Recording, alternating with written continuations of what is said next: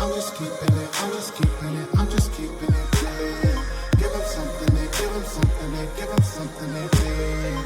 If you're tired of being stressed out and been depressed about it, we gon' let you know.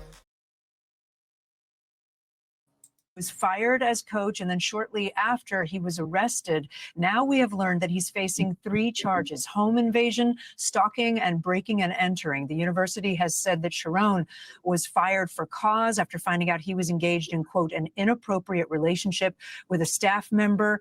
We are looking at his first court appearance. Let's listen in. In light of the factual scenario that gives rise to these charges, my best understanding from a thorough review of the police report and as much body-worn camera as I've had an opportunity to review is that I understand that our victim broke up. They had an intimate relationship for a number of years, defendant and victim, that our victim broke up with this defendant on Monday morning early, that there continued to be defendant making numerous phone calls and sending numerous texts from that time moving forward that she did not answer, did not respond to, and did not want.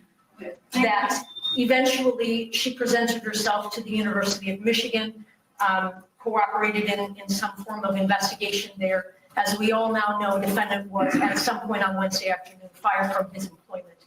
He then, at some point soon thereafter, came to her apartment in the address that is alleged in the complaint, barged his way into that apartment, immediately then proceeded to a kitchen drawer, grabbed several butter knives and a pair of kitchen scissors, and began to threaten his own life. I'm going to kill myself. I'm going to make you watch. My blood is on your hands. You ruined my life. And a series of very, very threatening, intimidating, terrifying, quite frankly, statements and behaviors there in that apartment. It was only then, Your Honor, when the victim, she called her attorney and then at some point indicated she was going to call the police, and then he left. And so, Your Honor, while I understand that there isn't evidence to suggest that he directly threatened the victim with any of those implements that I've indicated, the totality of the behavior is highly threatening and highly intimidating. She was terrorized, Your Honor. Mr. Moore, could you state your name, please? Sherrone Moore.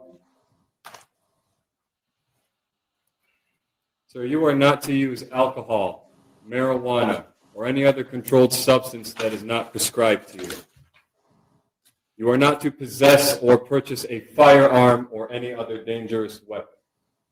You are not to engage in criminal conduct of any kind whatsoever. You may not leave the state of Michigan without permission of the court. Prior to your release, you will be placed on a GPS tether. You will not be released before that GPS tether is placed upon you. You must continue all mental health treatment as a condition of your bond. The named victim in this case will not be placed on the record. You may not have contact with that individual. That means no calling, no writing, no video chatting, no texting, no emailing, or any other form of contact the human mind can possibly fathom. No one in the world thinks that this person is going to reach out to you. Should they do so, and again, no one thinks that they're going to, you may not reply in any form or fashion. The named victim's address will not be placed on the record. You may not go to that location for any reason whatsoever. Are we understood on the no contact and no go-to, sir? Yes, Your Honor. If you have any questions about that, you have a good attorney, simply ask them. You understand? Yes, Your Honor.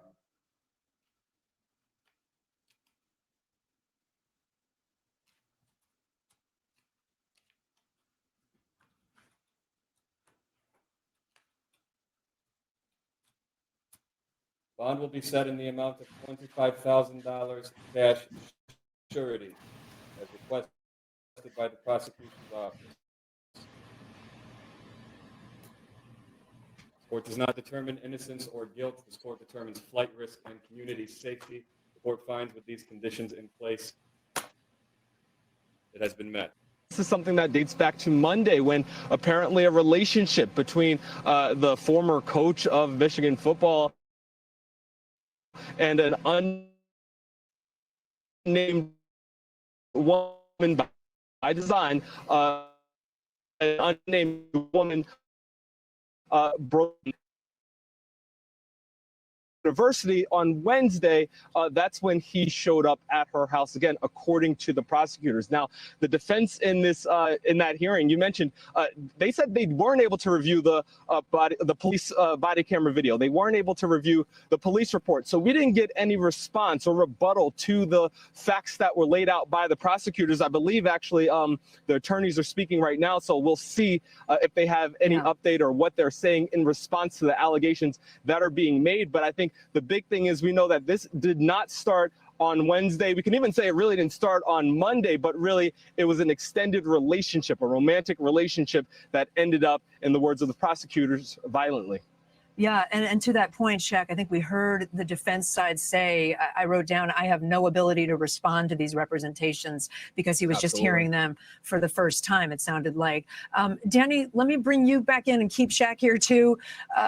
This is startling. And for this football program and for this university, Shaq, this is a very big story. It's going to affect the future potentially of the football program. There are people out there, seniors in high school, who I know you were saying to us this morning, there may be some who won't show up, who won't come to the university because of this. It could affect them pretty gravely.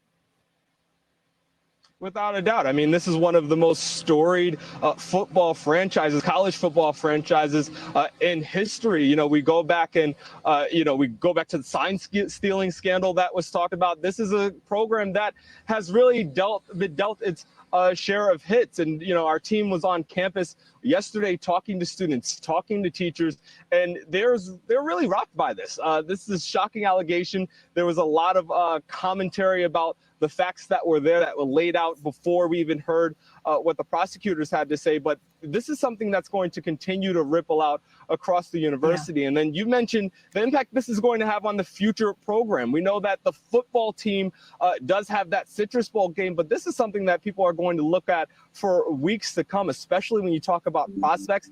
USA Today reporting this morning that there was a high school senior who withdrew his letter of intent to come to the University of Michigan. They were attributing that to his high school coach. So is that the first of many? Is that just one-off there? That is a question that will remain to be seen. But this is definitely shocking. The campus is definitely shocking the Ann Arbor community. Yeah, and Chuck, I do want to mention quickly that also we heard mention of his mental health and having a mental health evaluation. Yeah. I mean, this is clearly someone who, both these people were in great distress when this all happened on Wednesday. I just want to note that there was mention of suicide in this hearing, and I want to just say, if anyone out there is listening and is having any troubles, the 988 Suicide Lifeline number is always available. Yo, there you have it. This story is kind of all over the goddamn place.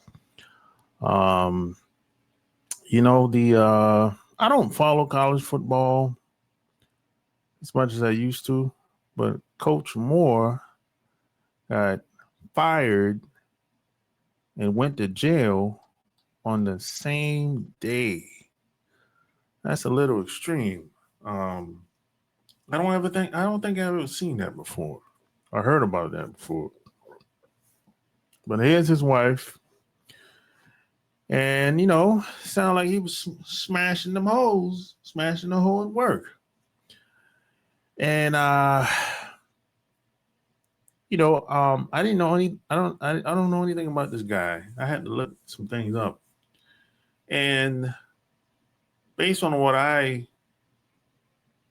saw, he was on the same staff with Coach Harbaugh that's coaching the LA Chargers in the NFL. He stayed behind and took the Michigan job. Now, I don't know if you know this, but I remember when Coach Harbaugh was at Michigan. And there was a big scandal, a big investigation going on. And as far as I knew, it continued after Harbaugh left, which is one of the main reasons why Harbaugh did leave, because he didn't want to get caught up. So, in my opinion, him taking the Michigan job after they were already under investigation was a mistake. That's like buying a house with a weak foundation. I mean, I wouldn't take that job if I'm already, because you never know what's going to happen when they start investigating.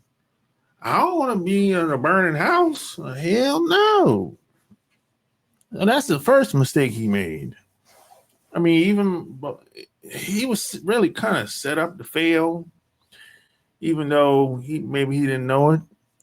I wouldn't have taken the job. I don't give a damn what university it is. That's just me. And now they say he threatened to kill himself. Now, when I heard that, I'm like, oh, he's a foreigner. We're not killing ourselves over no goddamn job. We're not doing that. The people I grew up with, we're not. No, if we get fired from our job, we just go find another one. Yeah, we might be, we ain't gonna like it, but we ain't gonna kill ourselves over no job. We'll just go find another one. Now, I looked this guy up. Turns out his family's from Trinidad. I knew he was a foreigner. I just knew by some of them, decisions he made. I'm like, we're not doing that shit. Being the guys I grew up around. And see, when it comes to working these corporate jobs, college is still corporate. When it comes, the same rules apply. When it comes to working these corporate jobs, here's the deal. You can't fuck the white hoes. Now, I know it's tempting. It's easy. Especially if you hold a top position. They're going to be throwing it at you. I know. I've been there. But I've never made that mistake to fuck the white hoes. Especially if the white guys desire them. That's when your day's gone. Now, it's one thing for the white people on your job to have an idea that you smashing the white hoes. But if they find out about it, oh, your days is numbered, buddy. Your day's gonna be numbered. You won't be working here too much longer. And I've seen this happen many times, hundreds of times. But I never fell for it. Because I know you have to understand the racial politics on these jobs. You know what I'm saying? That's how it go. And another thing, if you're gonna fuck the white hoes, make sure they're not desired by the white guys. If you're gonna do it. I mean, you shouldn't be doing it anyway. But I'm saying if you're gonna play with fire, okay, go ahead. If you're gonna take a chance on getting fired from your job, go ahead. But just don't do it if you want your job. You know what I'm saying? And the second thing I would say, you're not going to be able to get away with smashing a married white woman on these jobs.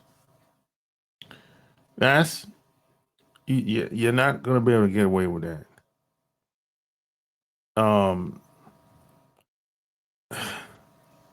If anyone finds out on your job that you're smashing a married white woman, and especially if she's desired by other white guys, her husband will find out about it.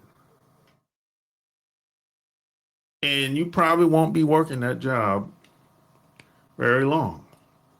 See, you have to understand that on these jobs, there's rules and then there's unwritten rules. There's written rules and then there's unwritten rules. See, the white guys can get away with smashing married white women. We can't. That's just how it is. You know, maybe some Latino, maybe he can get away with it, or Chinese, they can get away with it. But we can't. That's how it is. You know, if I mean that I'm not gonna call any names, but there was a football player that slept, that had an affair with a married woman, and the white guy put him on blast. He uploaded the phone call of him calling the dude. He uploaded it to YouTube a couple months ago. And even he was married. You know what I'm saying? So you're not gonna be able to get away with that very long. Yeah, you might get away with it for a while, but over time, it's gonna catch up with you.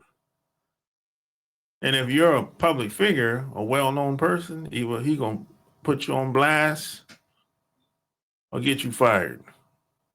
That's usually how it go. Or try to embarrass you. Try to assassinate your character, your reputation. That's usually how it goes.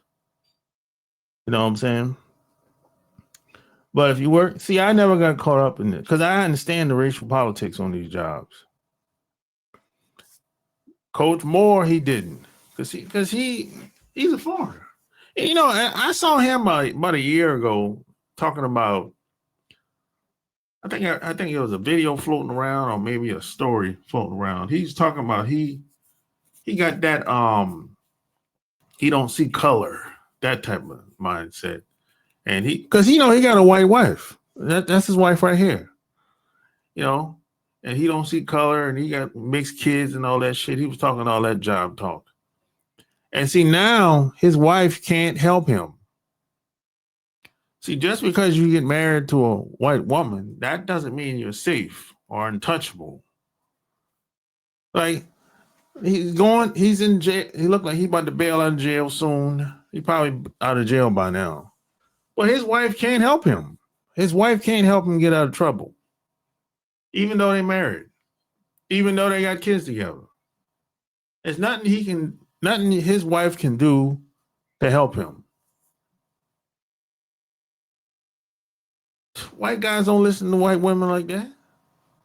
They don't take white women serious like that.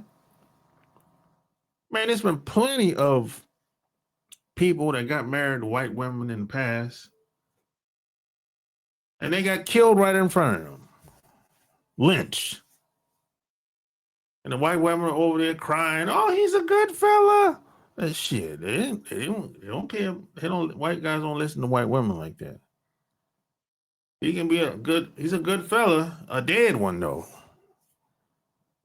So just because you get married to a white woman, that doesn't mean you're safe or somehow you're untouchable. No, it don't work like that. No. Just because you have access to white women, that don't mean nothing. You know, look, I've had plenty of jobs working around white women. I just keep it professional. They make passes at me. Yeah, of course they do, all the time. Yeah, I'll go out to lunch with them. Yeah, I'll go out to lunch with them. Yeah, many times.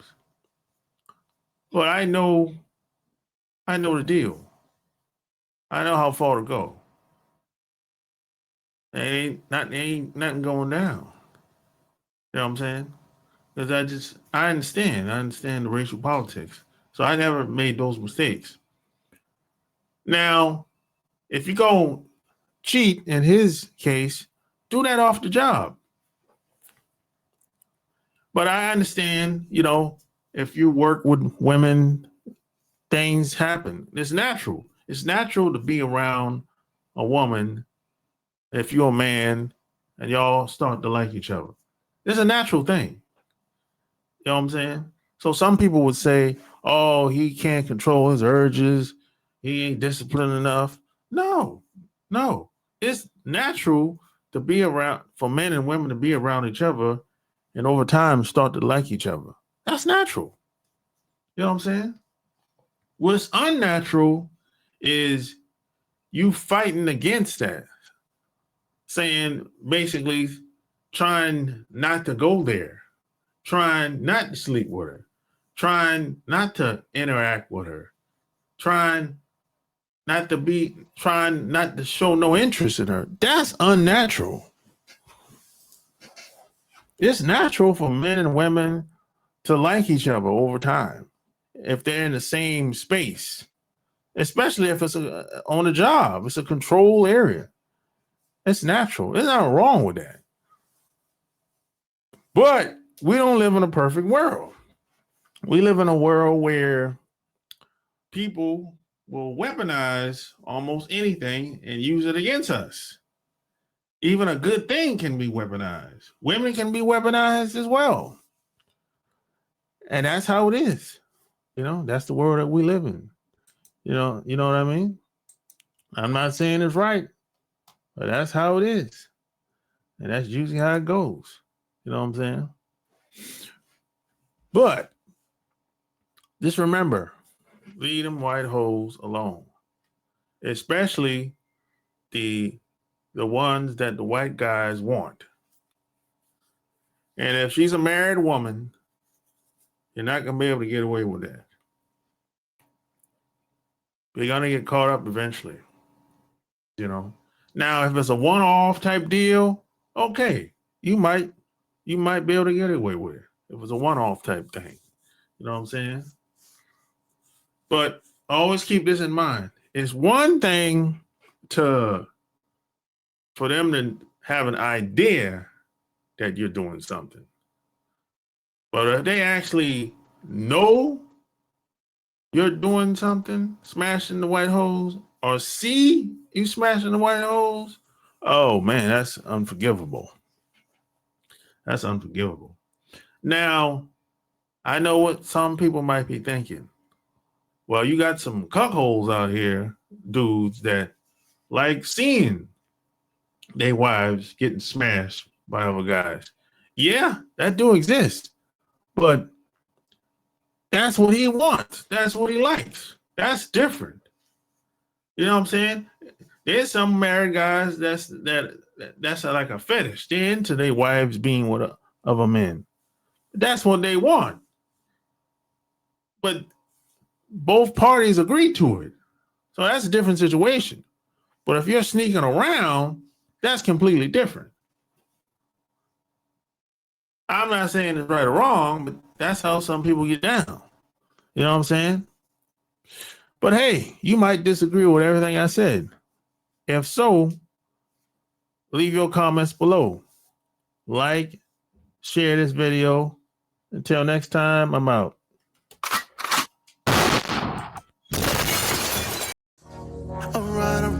Alright. Just got the call, it's going down tonight. It's a lot of goodbyes here tonight. But then I saw the stallion that I like. Here from Cali, I live in the valley. They look sexy.